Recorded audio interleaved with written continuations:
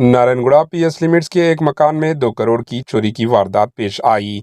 बताया गया है कि मकान मालिक फिलहाल दुबई में मौजूद है। पुलिस से की गई शिकायत में इस मकान के सिक्योरिटी ने कहा कि मुलाजिम जोड़ा रियासत बिहार से ताल्लुक रखता है, जिन पर इस चोरी का शुबा किया जा रहा है, क्योंकि चोरी की वारदात के बाद ये जोड़ा मकान से फरार हो गया। पुलिस के मुताबिक मकान से चोरी में सोने के जेवरात के साथ हीरे जवाहरात की कीमती अशिया व पैसे भी शामिल थे।